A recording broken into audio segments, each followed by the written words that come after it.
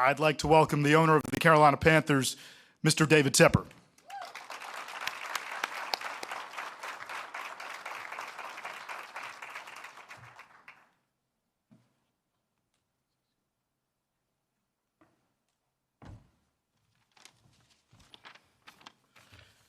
Hey, good morning, everybody. Exciting day today. I'm excited to introduce to you our new head coach, Dave Canales. You can stand up. And our new President of Football Operations, General Manager Dan Morgan. I'm also thrilled to welcome Brant Tillis, who will serve as our Executive Vice President of Football Operations. Brant is with us today. Stand up, Brant. His wife, Elizabeth, is with him. Let me tell you a little bit about Dan and Dave. They are tremendous people, well-respected, and they are both connectors. Dan has 14 years of front office experience all throughout the league. When Dan was a player, he kept the defense connected and on the same page. And I've seen those traits with him translate throughout this building with everyone, including scouts, players, and coaches. He keeps everybody moving in the right direction. As a player, he had a relentless pursuit of excellence, which we'll bring to this organization. Dave Canales brings that same quality to players and coaches and on the field every day. He has a track record of bringing the best out of players. He is a connector. He takes the time to work with players to create an environment that will earn their trust and maximize their ability. Each of them brings experience from winning programs. They share the same vision for our organization and are aligned on how they will get there. I'd like to ask Dan and Dave to join me on stage, but I also like to recognize Dan's wife, Ashley, and his family, and Dave's wife, Lizzie, and his family. So guys, come on upstairs.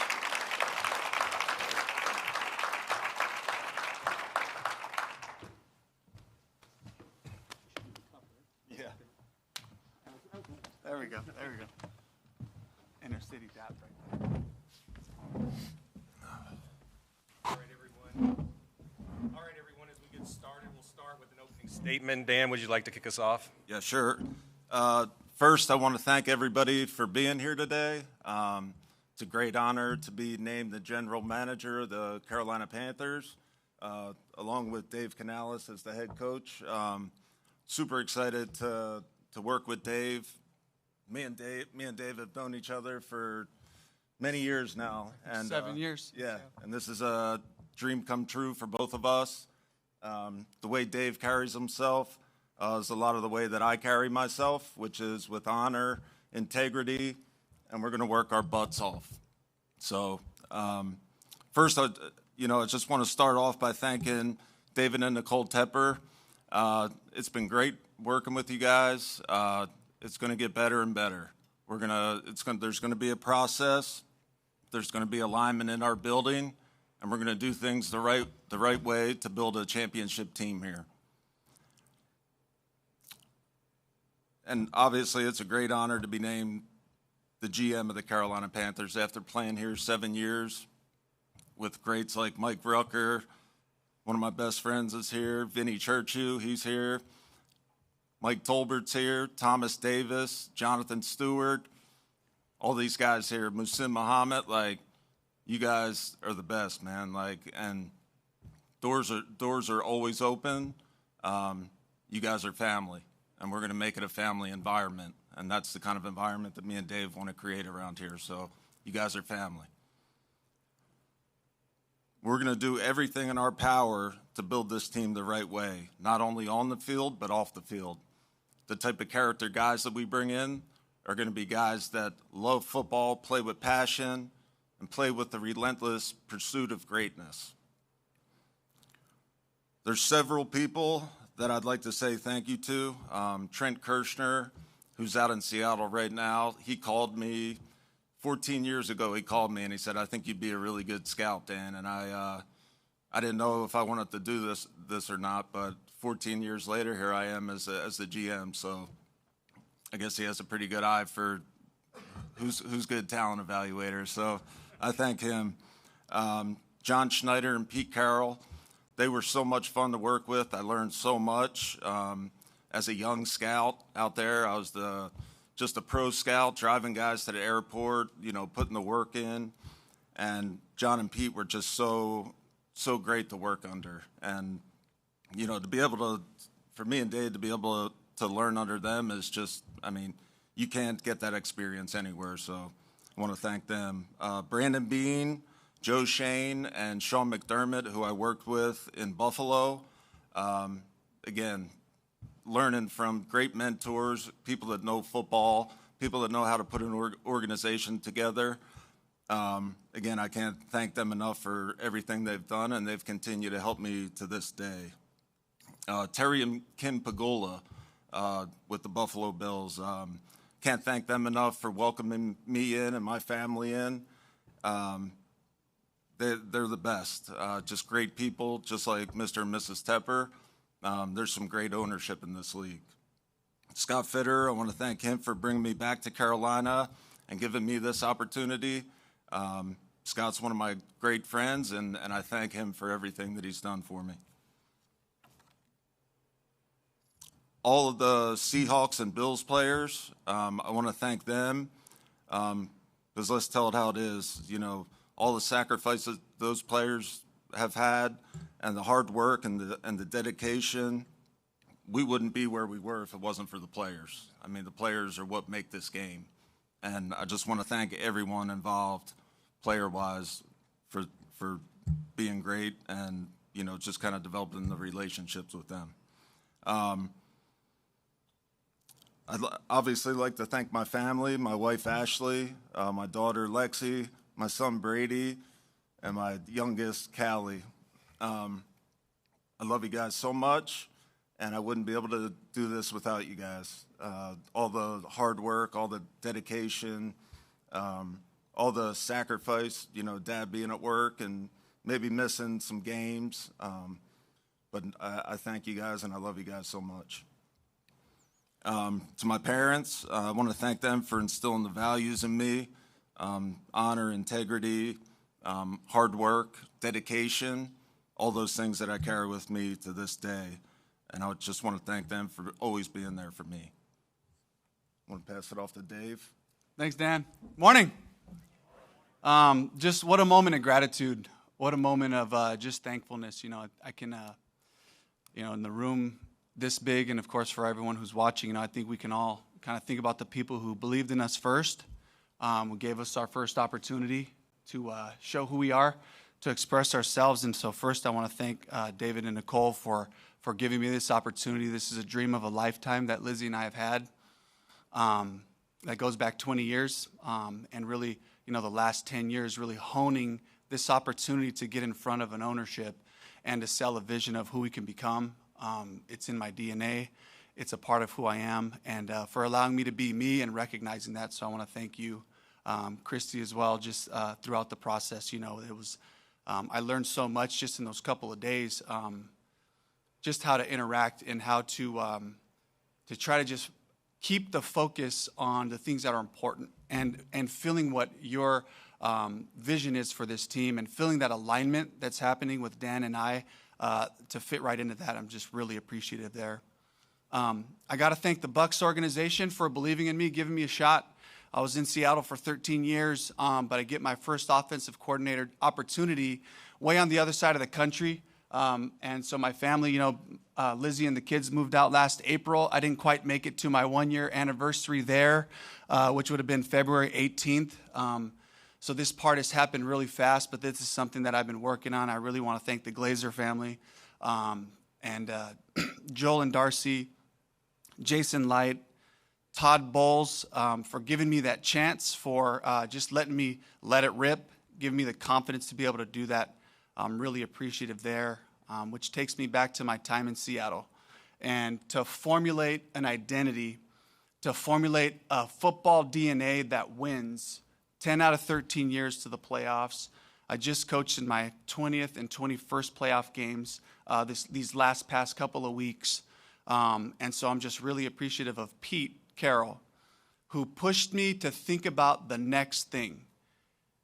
Just quit looking just at the quarterback. Quit just staring at the wide receiver's route. Open your eyes. What's happening with these combos? You see what the defense is doing? Did you notice we're playing a lot more of this coverage this camp?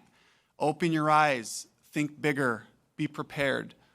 I can't thank Pete enough. I'm going to miss a bunch of other names, but at that point right there, I just want to also just thank the players, the guys who really just did a fantastic job in it. And most recently, Russell Wilson, Geno Smith, Baker Mayfield, these guys that I got to just spend so much life with, to learn, to watch them grow as men, to watch them grow as football players. It's their fault that I'm here. And that's the bottom line is it's about the players. My family, just growing up in a family who's just a family of dreamers and self-starters in Carson, California, the Canales family, and then my extended family, the Hendersons, my wife's family, who we moved to in Seattle. We're with them for 13 years. How they walked the hard days, the frustrating days in the profession, the frustrating and hard days in our marriage and our family, walking alongside of us, and just their undying support, prayers, all of my family members and friends that have been supportive over the years. My kids, Ashby, Ben, B, Mai, Amaya, who lend their dad to this profession for 6 months at a time. But we fight for each other. We fight for windows. We fight to connect, to listen to each other and to grow together. And finally, my wife, Lizzie.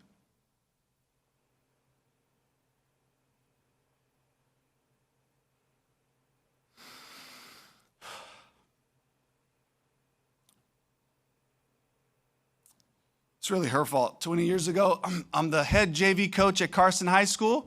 Fired up. I'm so excited. We go to play Venice High School. It's my first game coaching. She's sitting up in the stands with about 35 crazy parents.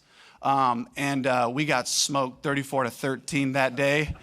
It was the greatest day of my life because I had found it. I found my passion.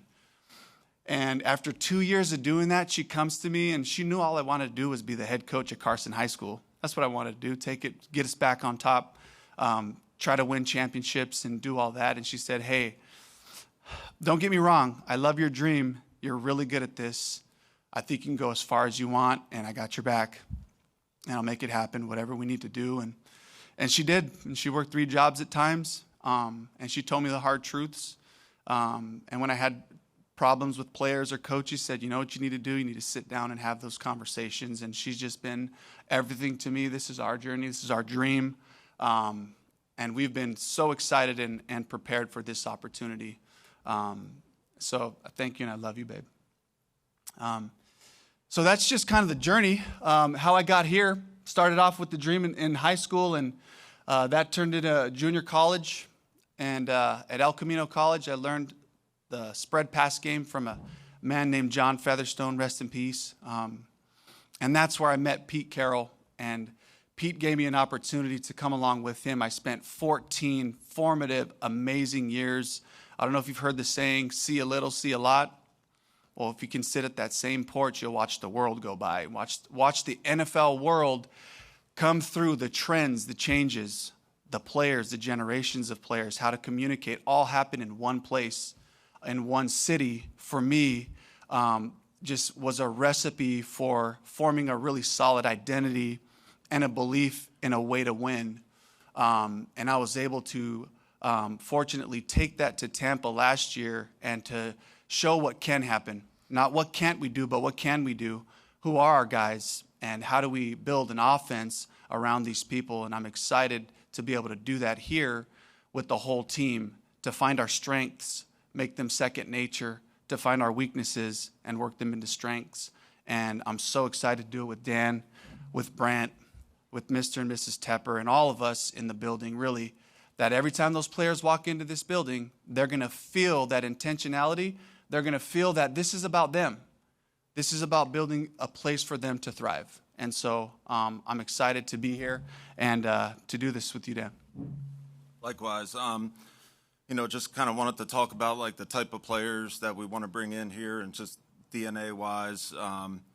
First of all, we need to find those leaders, those competitors, as Jay Stu would say, those dogs. Like, we need some dogs. Like, we got to get some guys that are passionate about football, that love football. They want to come out every day and compete on the practice field, in the weight room.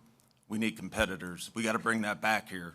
We got to bring that back here to Bank of America Stadium, to where people get excited about coming to see our team. We're super passionate about bringing a team that the fans can be proud of, that our, players can be proud of. Like, when teams drive up to this stadium, we want them to fear that logo. The logo has to be feared again, because right now it's not feared. So we got to get that back. But I think it starts with getting the right type of players. And it's guys like you, like Thomas Davis, Jonathan Stewart, Musim Muhammad. We got to get those type of guys. We want players with grit. We want players like Steve Smith, play with a chip on your shoulder, no holds bar. He's not taking any prisoners. We need those type of guys. Instincts and tenacity of Thomas Davis and Luke Kuechly, guys like that can make plays. We need playmakers out there. We need competitors like Jake Delhomme, guys that they're going to compete in everything they do, and they're going to be pissed off, and they're not going to stop until they win. Those are the type of guys we need. I remember in 2003 we had our playoff game here, and I remember those towels out there, the white towels waving around. That's my dream for this organization. I was talking to David about that today, and we need to get that back, that excitement back here. And that's our goal, is to roll up our sleeves, work hard, and find those type of players that are going to help us get back to home playoff games and winning. And that's what we want to be about here. Mm-hmm. And for me, like, just the marriage and the connection of it with Dan and I is just to create an environment that's set up, that our players have every resource at their disposal, that they come in here and they got a plan for their body, they got a plan for their mind, they got a plan for their whole person as they walk in, and that this building stops everything when our players come in and say, how can I help you? How can I serve you? That's the type of place that we have to be. It definitely speaks to the coaching staff being developmentally minded. I don't care about what we can't do. What can we do? Who are these players that we have, and how are we going to maximize those strengths on a daily basis? We're looking for championship moments, championship days, and that's got to be a full-on commitment every single time we walk in here. So for me, it's about building that culture, building our language, making sure that we're using specific language. There's going to be a bunch of buzzwords being thrown around. I don't like synonyms.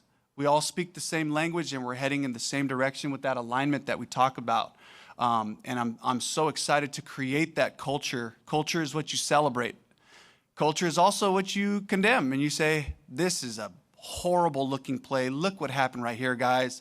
Boo this man, please, somebody. And then, like, at the same time, finding great opportunities from practice, from games, to celebrate it. That's how you create culture, and I'm really excited to be able to do that. The next piece of it is we got to get our football right. Let's just make it about the football. There's no storylines. There's no agendas. It's about good football. We got to play good football on both sides of the ball, be willing to look at it truthfully and improve, and take the next step and improve, and capitalize on these moments to just see that growth and watch what it takes us. If we go after it every single day for a really long time, and for my players, I always say, guys, just get better the next day. Do that for about 10 years and look back and see where you went, see where you got. And for me, if it was this simple, how do we do that? It's our football philosophy here. It's all about the ball. We got to be crazy about getting the ball on defense. We got to be raking at the quarterback's elbow when we're sacking the quarterback. Every tackle has got to be an opportunity to get this ball back. Offensively, everything we do, from the protection calls all the way to how we carry it, to our receivers transitioning and the quarterback, the decisions, all is about taking care of the ball. +1 equals 82% win. That's a historical number. If we can just be one turnover better than our opponent, look what we can do. We'll set ourselves up for success. And that's, if I can make it that simple, what if I told you in the wild card round that the quarterbacks and teams that didn't turn it over won the game? It was as simple as that. We ain't even talking X's and O's and what the style and philosophy of our offense or defense is. If we make it about the ball, we can go as far as we want to and put ourselves in a position to be a championship team. With that, I think we're going to open it up to questions for the media. Yeah, we'll open it for questions. So if you would, please raise your hand, and we have microphones that we'll pass around. And as we call on you, or we'll pass to you, so please raise your hand. We'll get you the mics. Introduce yourself with your name, your affiliation, and we'll go from there. So our first question will come from Steve Reed, followed by Carla Gephardt. Hey guys, Steve Reed from the Associated Press. Dave, certainly welcome to Charlotte, and Dan, congratulations on your promotion. I think you guys answered all our questions in your preamble there. But listen, I think fans want to know. You know, it's been 6 years since this team, been to the playoffs. It's been 8 since they've won a playoff game. What do you feel like is the blueprint to get there? And secondly, maybe most importantly, how long do you think it'll take? I think it's about alignment and process. We got to have processes in place, and we got to be aligned in our building, and we're all moving towards the same direction, and that's towards a championship. So, to put it simply, I think that we just we got to roll our sleeves up, and we got to get to work, and we got to find the type of players that we want to infuse into our locker room, into our building, get winners in this building. My timeline's today. How can we win today? Let's have a great interaction here. Let's start talking about what football you can expect out of us. And so today, this looks like a win for me, and that's just the way I think, just approaching every single day. It's 1st and 10. I got a new set of downs. My whole call sheet's at my disposal, and got a bunch of fantastic people to go to work with today. It looks like putting a great staff together for me right now.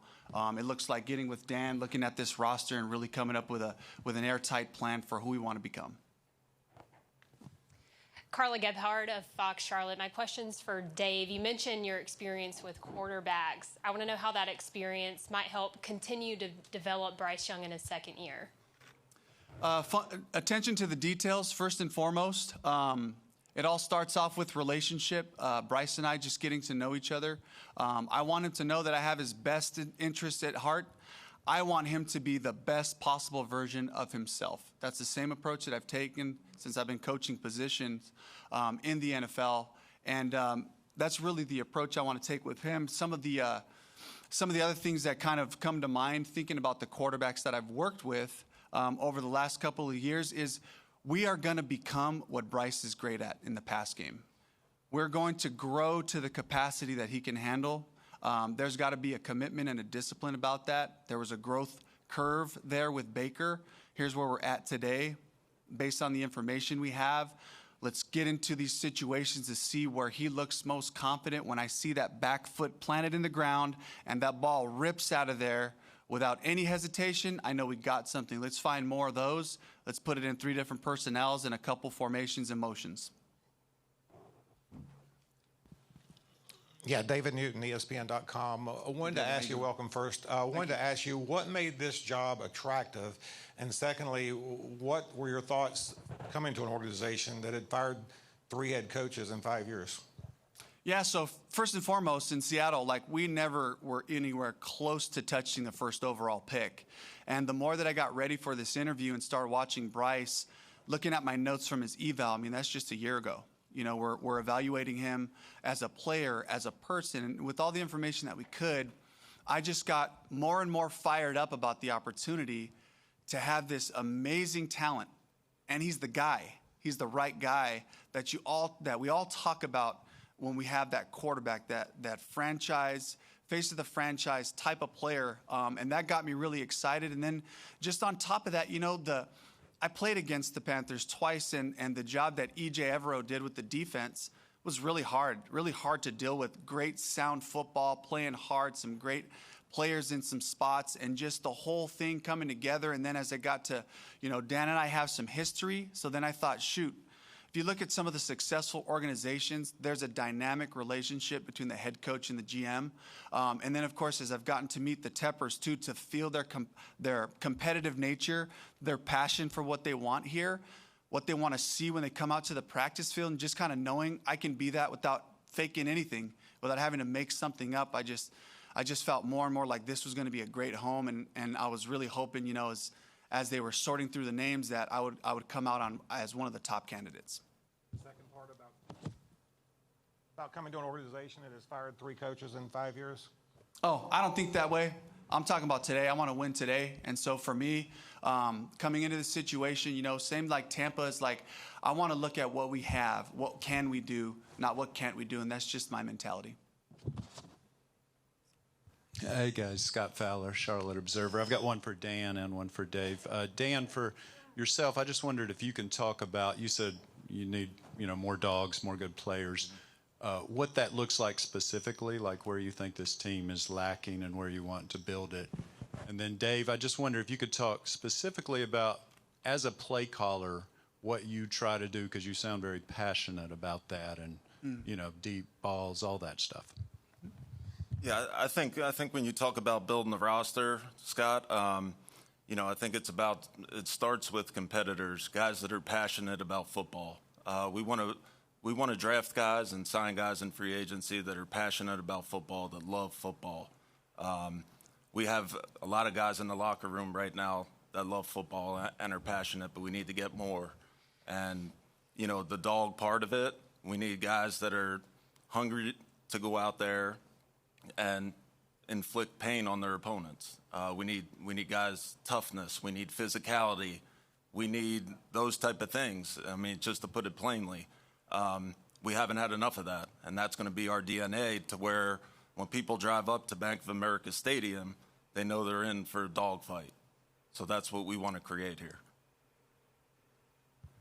Play calling, just thought process there, like, you know, we ended up becoming us. That's one of the things I was really proud of, is just kind of looking at, like, what run game fits us best. What's the best thing for Chuba? What's the best pass game for Bryce, you know, with the different pieces that we have on the offensive side, you know. We were able to find an identity in how to do that and win down the stretch, to put ourselves in position to play good football and beat a really good team in the wild card round and give the Lions a run for their money there. That's a really good team, a great environment and challenge for us there. And there were a couple games that got pretty hot there, you know, and this is my first time around, so I'm really excited to see the growth there too. Some people in the building that we have who have done it at a high level for a long time, you know, Jim Caldwell being one of those, who's just got an eye for offense, an eye for this whole organizational piece. And I'm excited for my growth in the second year as calling plays. And the mentality is, what are they giving us today? And just having that variety, having the marriage of the run and pass, things that start off the same but end up being different, you know, to have those nuances in plays, and utilize my staff so I can have good information on game day. Dave, are there particular things you recall about Dan as a young scout in Seattle, his first, you know, entry into that part of the profession, and how do you guys plan to create kind of that John Pete dynamic here? Yeah, well, we were about, was it 1 or 2 doors apart?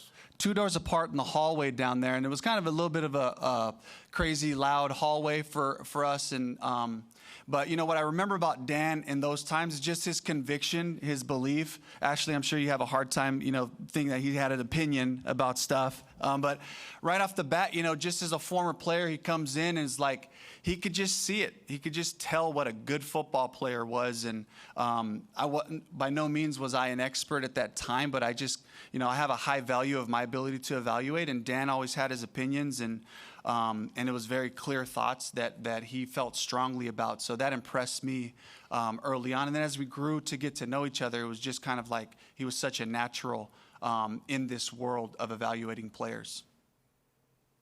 Thanks, man. Hey guys, Joe Person back here in the 4th row. I've got one for each of you, so I'll start with Dan.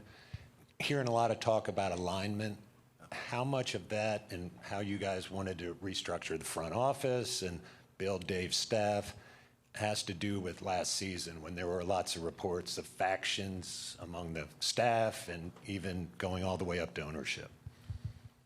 I think it has to do everything with just moving forward. And, we're not looking back, we're looking ahead.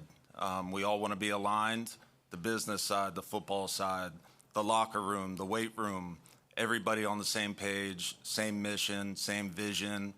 That's what I'm talking about when I talk about alignment. The whole building has to be on the same page. If we want to win, we all have to be on the same page.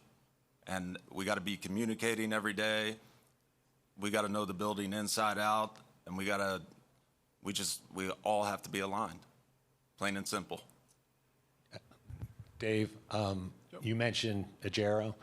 What's your confidence level? Is the defensive staff going to be back intact? Oh my gosh! I mean, just the respect factor that I have going against them. I know this scheme going against it.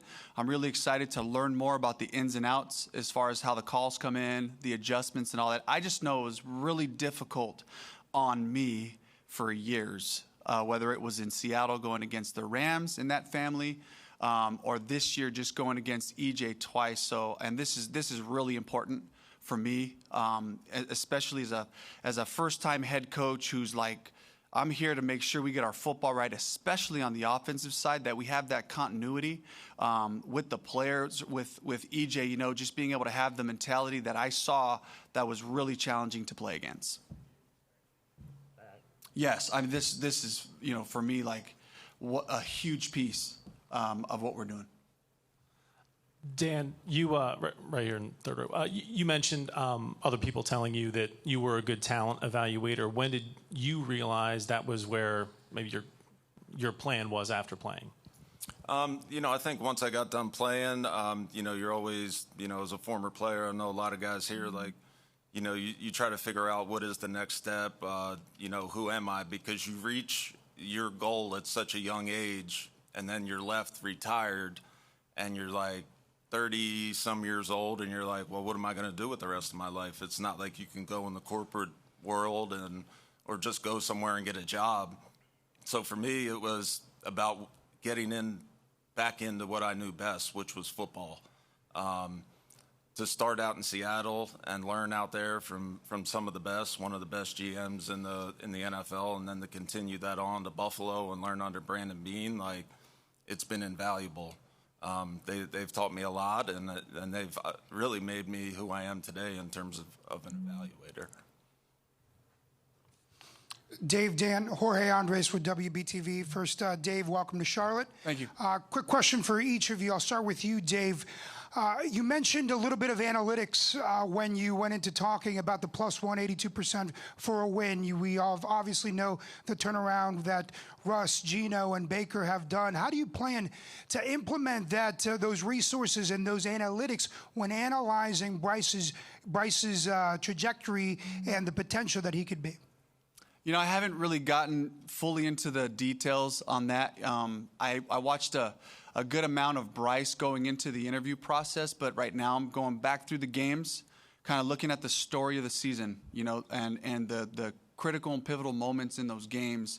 So, speaking about a specific plan there, there's a bunch of critical variables. I don't want to get too much into the football philosophy at this point, but just know, like, it starts with the ball. For me, there's a way to win games in the NFL. It's defense, it's run game, it's an explosive pass game that comes off of that run game, and then in the pass game, it's getting that ball out in 2-7 or less. That's a critical deal for me. It's been a really important number for us in Seattle, and being able to just track that for decision making, for route timing, the protection, and all that. It all kind of fits into this really good brand of football that is complementary. As we go through the season. Dan, this one is for you. Bringing Dave in and having the conversations to bring Dave in. He's currently the only head coach of Mexican descent. It's no secret that the Carolinas and the Charlotte area has the largest Mexican demographic in this part. Talk me through that thought process of that representation for a large fan base that is quickly growing year by year as well. Well, I think first of all, diversity is a big part of what we do here with the Carolina Panthers. Dave just happened to be, Mexican, American, and also a really good coach and a really qualified coach. So I'm really happy that he's here with us, and we're really blessed to have him. Guys, Brett Jensen with WBT Radio over. There you go. There you go. Dave, this is for you. In terms of, you've worked with short quarterbacks in the past, successful with Russell Wilson, successful with Baker Mayfield, and you also had a very tall quarterback with Geno Smith.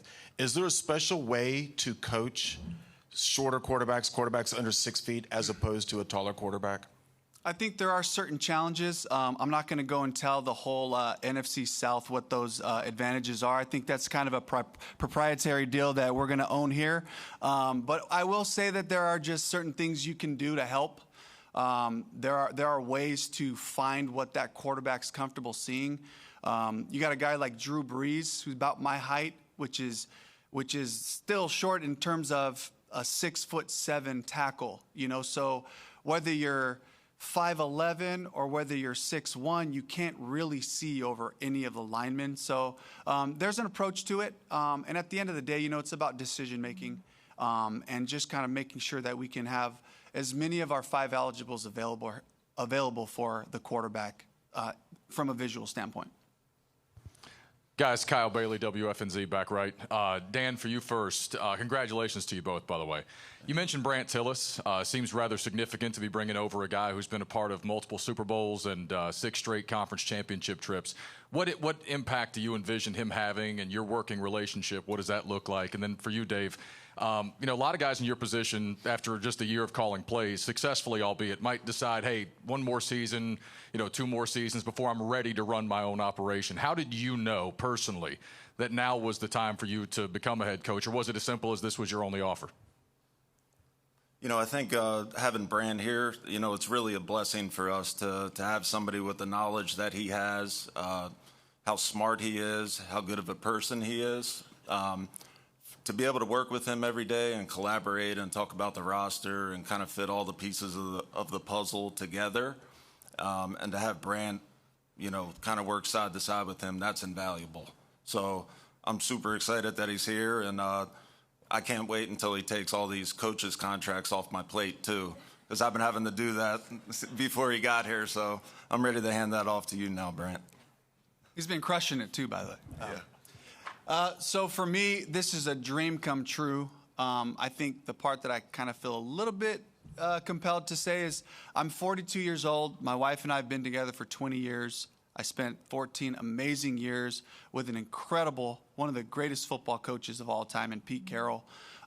So I got to sit there and just really formulate my plan and just wait for that opportunity to come along. And I just was like, my wife and I just kind of thinking like, we're ready for this, lead self, lead others, lead organizations. And that's been an approach and a mentality that I've had for a while. So when this opportunity came up and then I started seeing the pieces coming, I just got so fired up about it. And I'm really ready to serve this team.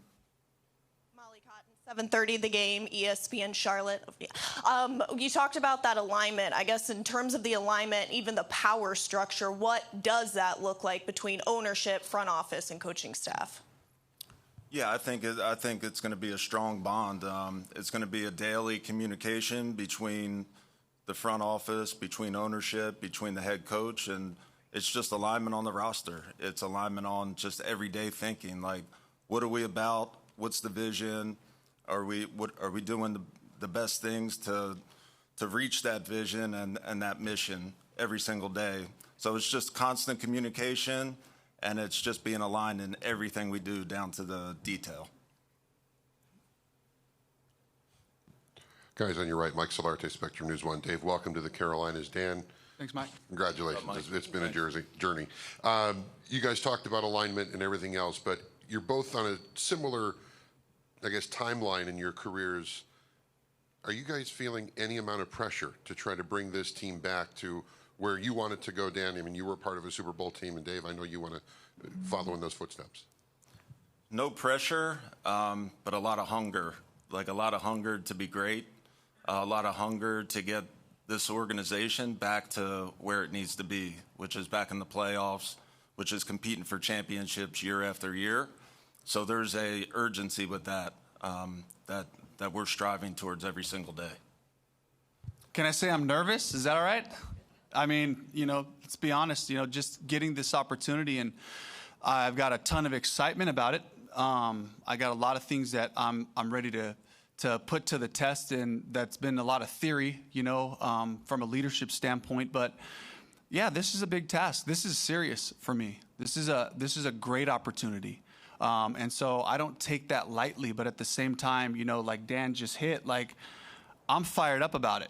And I love a great challenge. And I didn't shy away from the Tampa job. And there was a lot of people that kind of looked at that and thought, what are you thinking? You got a great situation with Geno in Seattle. And I just was like, I'm going to bet on us. And I'm going to look at what we do have and see if I can make the most. It's about maximizing. Somebody ran into me and was like, you guys really overachieved. And I just hate that term.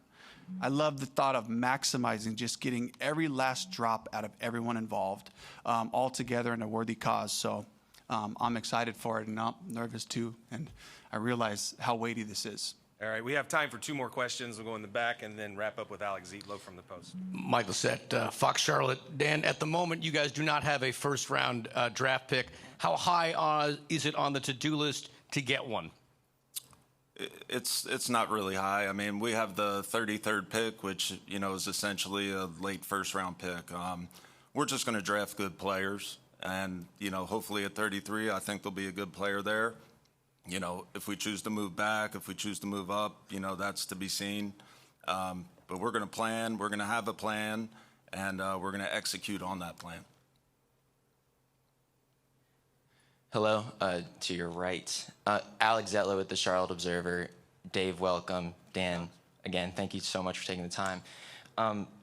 Dave, you have shown that you are enthusiastic online and are willing to engage with the fan base on social media.